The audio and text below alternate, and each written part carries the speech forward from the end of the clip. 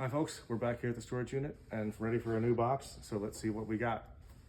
This one is labeled JI to L, and so we'll see if that works out accurately. First up, looks like some Jimmy Olsen comics. So let's take a closer look. These are some early ones. This is Jimmy Olsen 97, 12 cents. So that's with the checkered. That's probably from the mid 60s. Oh, he's Superman's pal, huh? Yeah, Superman's pal, Jimmy Olsen. Mid to late 60s, probably. Let's see, this one's Superman, or Jimmy Olsen 106. And this is 115. 125.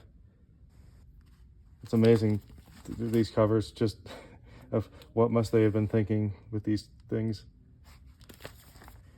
It's just, Superman is just such an ass. Superman. Yeah. You know, every single cover, it's just like Superman is finding a way to be horrible to Jimmy Olsen. No father for Jimmy.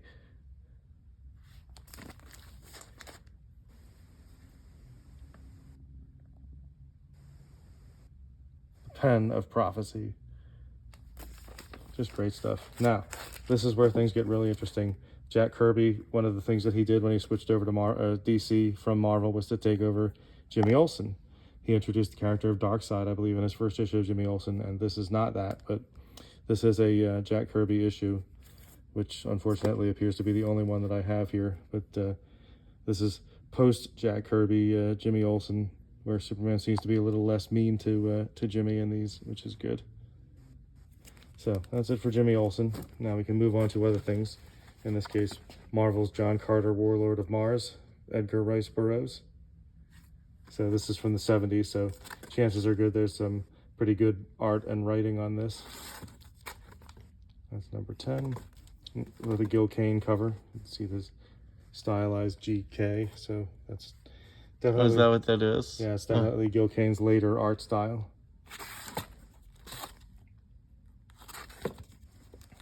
Yeah, so I got a good number of John Carter issues. Here's John number 16, Carter. number 19, and that's number... Warlord of Mars, huh? Yeah, the Warlord of Mars is number 22. So this one went on for a while. And that's number 28, Guardians of the Lost City. So if you're into that, I have a bunch. Please let me know. Jonah Hex. This is from the late 70s, I believe, and DC was still doing westerns. So, and there's a bunch of Jonah Hexes, but I only have these two, unfortunately. Number 14 and number 63. So there's quite a gap in there. I think I might have more elsewhere. So. Yeah, I think we ran into them in a previous box. Yeah, so this is John Sable, which was an independent book by Mike Grell, who was well known for his Green Lantern work, but this is his own solo book for First Comics. This is Johnny Demon, and I have to admit I don't know much about this one or the creator, but it's a Dark Horse book. This is Journey, which I believe was by Bill Willingham. Journey, The Adventures of Wolverine McAllister. Published by Aardvark Vanaheim, which was the publisher of Cerebus. Who did I say was the creator? This is William Messner Loebs. I don't know who I... Well, it probably says who the creator is on it. Yeah, but... it's signed William Messner Loebs. So if I didn't say William Messner Loebs the first time, that's who the creator of this is. But yeah, so he was at Aardvark Vanaheim for a while, and then he moved over to Fantagraphics. So... And William Messner Loebs did some stuff. I think he did The Flash for DC, for example. This is Journey into Mystery, which was a relaunch title for Thor. So that's Loki, I believe, on that. And of course, JSA. This was James Robinson started this in the early 2000s, I think, or maybe late 90s. So this was just a relaunch of a bunch of characters from the Earth 1, Earth 2 stuff that DC used to do. And, you know, it had a great start with James Robinson. And then this switched over to Jeff Johns, which was still pretty good, but I always appreciated the James Robinson stuff more. But this is 61, and that's Jeff Johns is very well entrenched in this book by now. What does it stand for? Joint Security Agency? No, Justice Society of America. So for JSA, I have 2, 3, and 4, and I'm betting that I probably have number 1 around here somewhere. I just don't know exactly where it is right now. This is another independent Judo Master from Modern Comics. And here we have some Archie comics. This is Jughead, of course, Archie's pal. So a couple of those. And this is Justice, which was one of the new Universe books that was launched around the time that Marvel was looking to expand its line. So there were some actually pretty good titles in here. Justice, I think eventually this was taken over by Peter David, which of course increased its quality immensely in my opinion. But Oh, you mean Justice? yeah, here's Justice Incorporated, which was a DC book from the 70s. And this cover is by Joe Kubert. I don't know if the inside art is, but you know, just for the cover alone is pretty cool. There's Justice Machine, which I believe was by Mike Gustovich, but I'm not sure about that. But it's also featuring the Elementals, which was created by Bill Willingham. That's a Comico, is this one. So there's a bunch of those. So yeah, if you're looking for these great independent books, I've got a bunch of them. So just let me know in the comments or eBay and eBay messaging, and we can talk. Here's Justice Society of America. This is by Len Straczewski. So that was another attempt to get Justice Society more in the mainstream of DC. And this was great. Justice Society Returns. This was by James Robinson. And it was, I think this was the precursor to the JSA. So there were some excellent bookend issues. This is one of them by James Robinson. And then all different creators had a shot. Jeff Johns did this one, Star Spangled Comics. This one is Adventure Comics, again by James Robinson. This is All American Comics, Ron Mars. Robinson again. Thrilling Comics. These were all titles, I think, of DC Comics in the 40s. This is Chuck Dixon.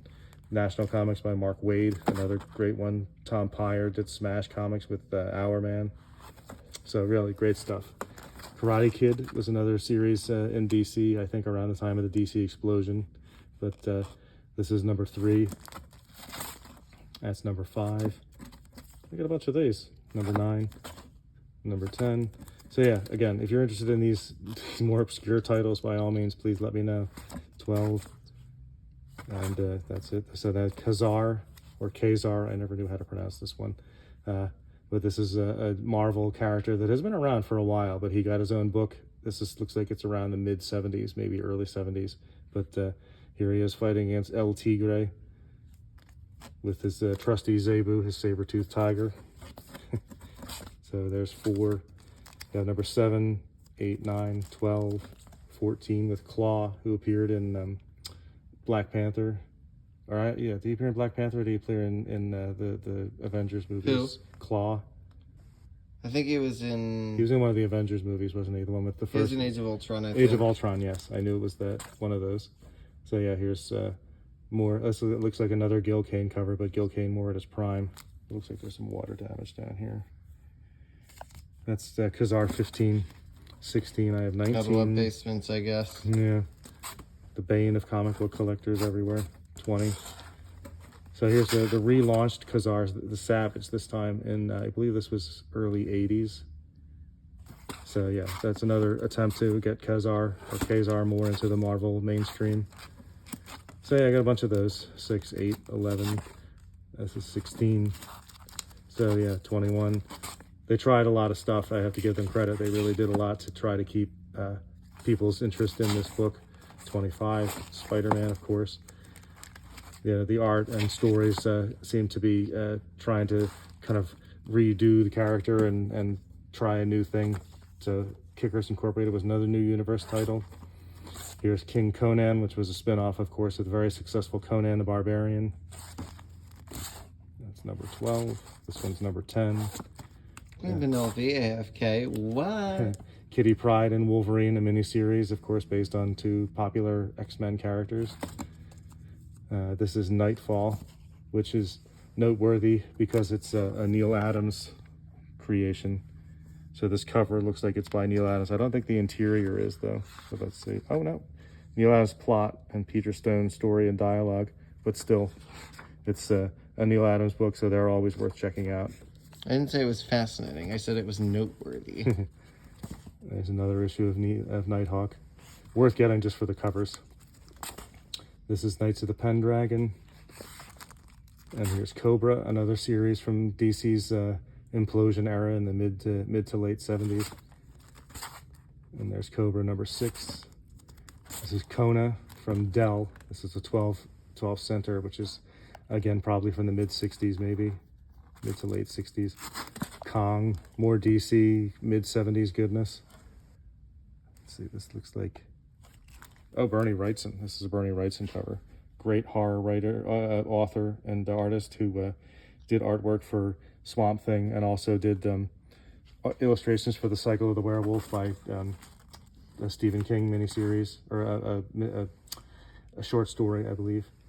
Korg, 70,000 BC. Is that the Korg that appears eventually in Thor Ragnarok? I don't think so. It's not a Marvel character. It's by Charlton Comics. Charlton Comics. Yeah, Krull. Interestingly, Charlton Comics owned a bunch of characters that were bought and brought to DC, including Blue Beetle and I can't remember who the other ones were, but they were supposed to be the original characters featured in Watchmen, but DC didn't want to have their characters be sullied and or killed, so it suggested he just create new characters for the series, which is what he wound up doing. Alan Moore, that is. Krypton Chronicles from Superman. This is Call the Conqueror, another kind of Conan the Barbarian offshoot. And there's number 12. That's number 13. Cool covers. 16. That's number 17, 18. So I got a good run of these. 19. If you're a fan of 70s Marvel, then looks like we fit the jackpot. 24. Call went on for a while. Number 27. Here's Call the Conqueror, a revised and newer series. I believe this is the early 80s. This is Kira. I don't know much about that, but here's Laugh, an Archie book. A couple of issues of that. Here's League of Extraordinary Gentlemen, which you may have heard of as a movie, but this was originally an Alan Moore thing. So this is Legend of the Shield, which I think was one of those Archie Comics hero characters that they tried to revive a few times, and so that was the one of the attempts. Impact Comics. There's Legends of the DC Universe, first issue. James Robinson did Superman, and I have number 2 and number 3, so I have all 3 issues of that. So that's interesting. This jumps ahead to 21. This is by Stephen Grant, I believe. Green Lantern. So these are just basically short stories or short little arcs about various different characters and different creators getting involved. And this is Superboy and the Legion of Superheroes. And this was in the earlier days with Mike Grell doing the artwork, who later went on to Green Arrow, or Green Lantern, I'm sorry. Okay, so then it became Legion of Superheroes when Superboy left, and that's one of those. Then there's the revised Legion, which was a new relaunch. This is August 1984, and that went on for a while. And there's Legionnaires. There's Legionnaires 3. There's some Archie books, some more Life with Archie. And I have also some Little Archie in here. Here's Little Archie, which out of all the Archie books, I think Little Archie was always my favorite. So there's some Little Archie. Here's Lobo, and I believe they're coming out with a new movies with him that are played by Jason Momoa. So that's Lobo's Back, which was the second series. Here's Lobo Chained, Logan's Run, where they did comic books based on the movie. And here's, not to be outdone, Jimmy Olsen. Here's Superman's girlfriend, Lois Lane. Okay, here's Long Shot, which is a miniseries about the Marvel characters. Long Shot that was part of the X-Men, I believe. So that's about it for that box. So I think this video is running a little bit long, so I'm going to wrap it up, but I'm done anyway. So if you saw anything in there that you thought was interesting, and there looks like plenty of good stuff, please let me know. Thank you very much for listening, and I will be back with more videos in the future. Thank you. See ya.